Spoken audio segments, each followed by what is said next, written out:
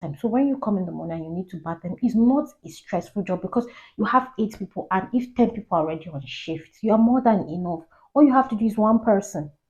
It's not like a care home whereby one person will do 10 people. In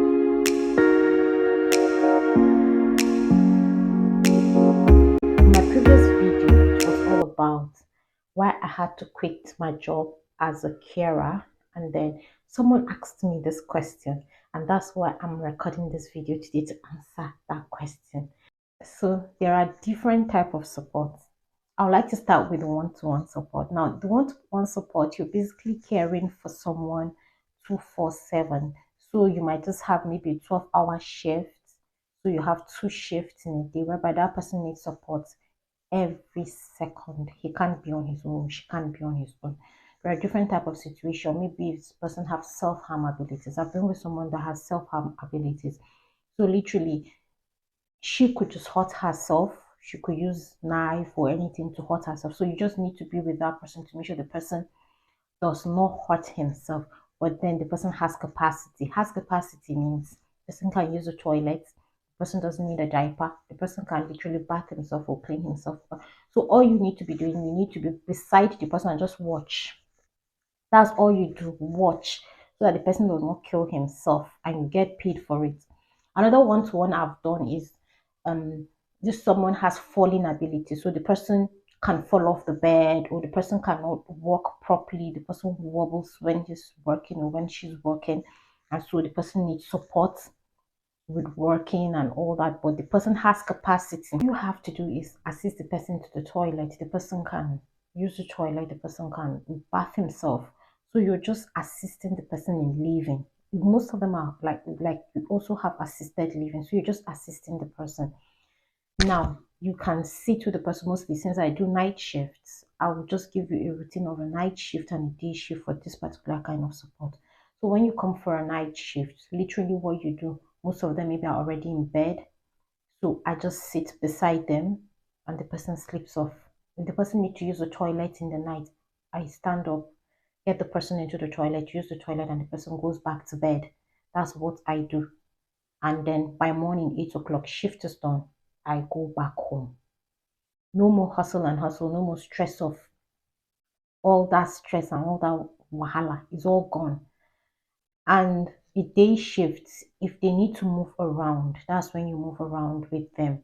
If they are living in a home, or if there are some of them are in a care home, so all you do, you come to that care home and you just sit with them and assist them in moving. So if they are going to the lounge, you get them up and take them to the lounge, push the wheelchair and take them to the lounge. Once they finish eating and they want to sit in the lounge, you sit in the lounge and you just sit beside them throughout the day. When they are done, if they want to go outside, you take a little stroll in the compound, you go with them.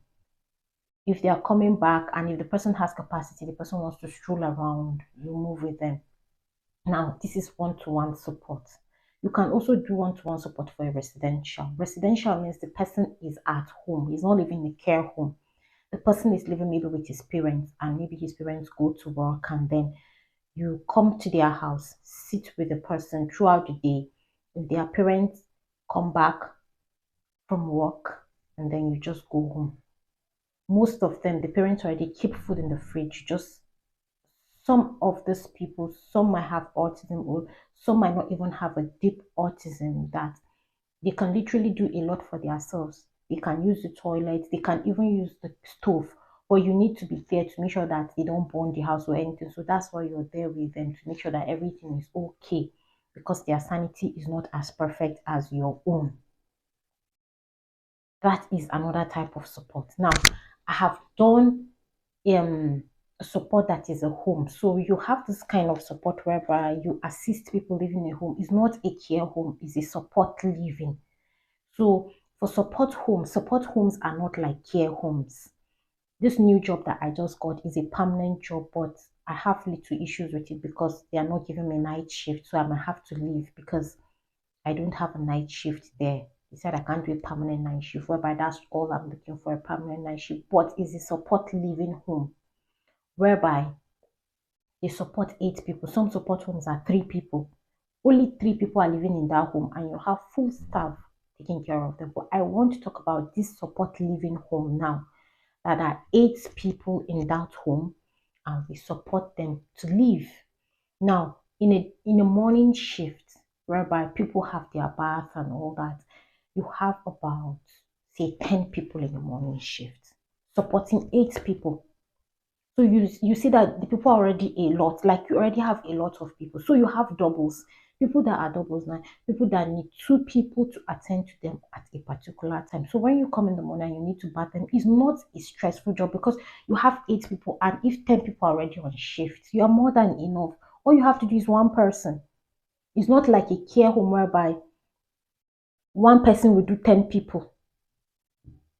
So before you are done with those 10 people, you're tired. Or one person will do 4 people or 7 people. Before you are done with them, you're tired. And because of how people are plenty in a care home, you don't get to have daily bath.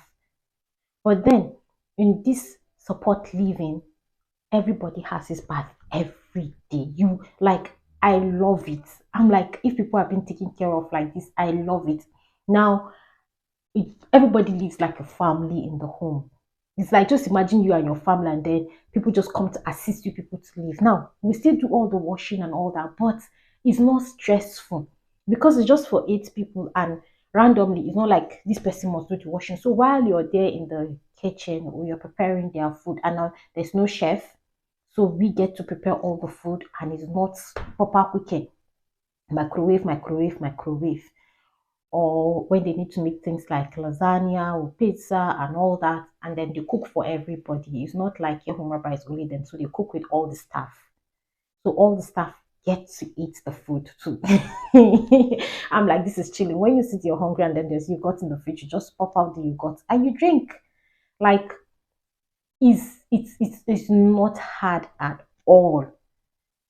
And then they run 3 shifts, whereby you run, the shifts are not 12-hourly shifts for this particular support living. Most support livings are like 3 hours shifts, whereby you have 7, I think 7 to 2, and then you have 2 to 9, and then 9 to 7 in the morning again. So they run it around 3. So the night shift is usually longer than the day shift, but they want everybody to have a feel of what it is. So that's why it's rotated. There's no permanent rota, it's kind of rotated. But then, when you come in the morning after bathing them and all that, you dress them and bring them out to the lounge. Now, when I say bathing, 2 people bath one person and dress one person. That is all. They are done. Because in the morning, they've shared everybody's duty, and everybody goes to whoever you're doing that morning, and then you bring them to the lounge or for breakfast. Now, whoever you've brought down, you make the person's breakfast. So individual have breakfast. It's not a general breakfast whereby you make everything for everybody in the house. No, everybody eats whatever they feel like eating. So you ask them, what do you want to have for breakfast? The person says cereal. You make cereal. This one might want cereal. This one might want chips. This one might want flakes. So whatever they want, to give it to them. But then the fact that you're just attending to one person is more stressful. I've been to support living whereby it's just 3 people. I'm telling you, just 3 people you need to support. Now, you don't even do the medications because you have the seniors whereby they do the medications. While they're there, once they finish eating, you take them to them. You take them to the lounge.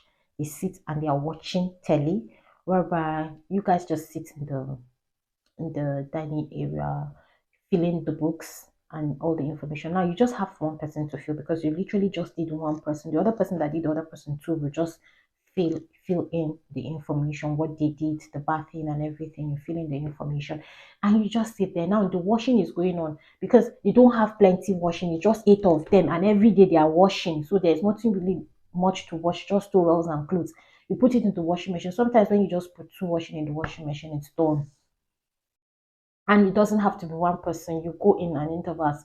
If you just hear the sound, anyone that hears sounds of the machine can just enter inside the laundry and then remove whatsoever is inside the washer and then put it in the dryer. Fold it neatly and keep it by the side. Everybody has a shelf with his name.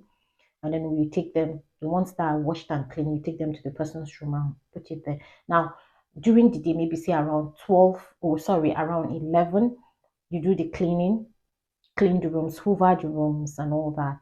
And then literally it's just 8 rooms to hoover. You hoover every day. So you just pick one room, hoover and come back. Just the way you take care of your own house. That is how that support living is. But the day shifts are usually the tedious which is not really as stressful, because I keep saying that if you've worked in a care home, when you come to a support living, you see that it's a lot easy. Or you're doing support, one-to-one support, or you're working in a support living home, you see that is a lot easy. It's not as stressful because they always have more than enough staff.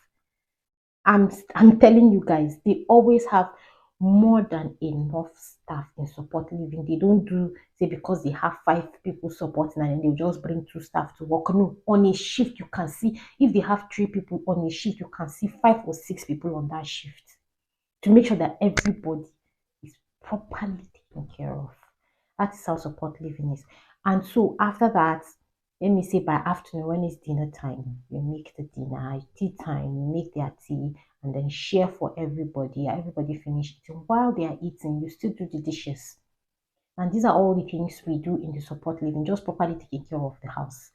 And after doing the dishes, by then maybe you've changed shift already, the next shift has come, and if you're doing a full day shift, you finish your shift by 9 p.m.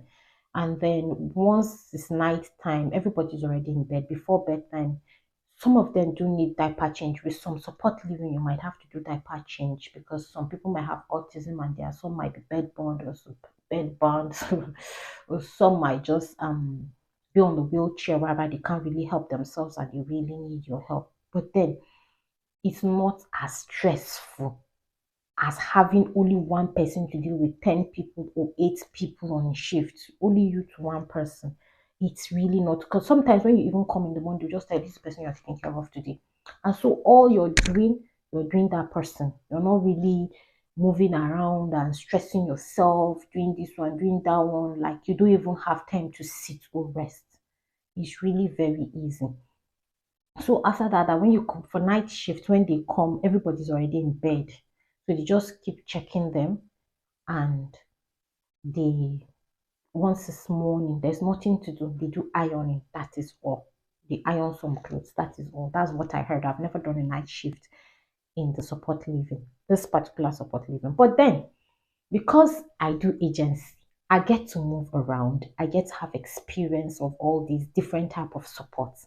Now there's another support living whereby I go to. This particular person has bipolar, and people kind of run away from her.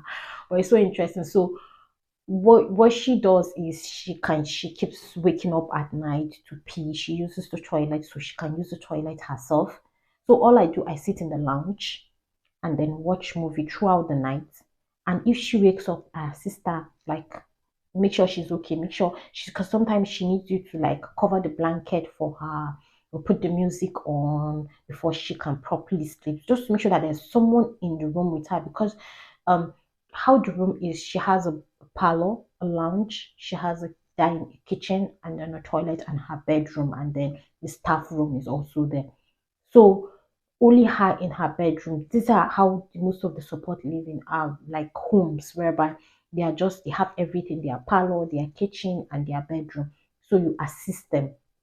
So when I come, I just sit in the lounge and then I watch her. So guys, you can see that there's literally a huge difference between a care work and a support work. For support, you can do support living, you can do one-to-one, you can do, so you need to just, there are a lot of jobs are out there, and even people in support are looking for people. But if you ask me, I would say having an experience in a care home is a lot, because if I had started from a support living and then going to a care home, I'll just say this work now die.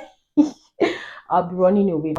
With all I have said, I'm sure you've learned a lot from what I've said and from what I do as a support staff. It's not as stressful as being a care worker. Thank you very much for watching my video, and see you guys in my next video. Bye.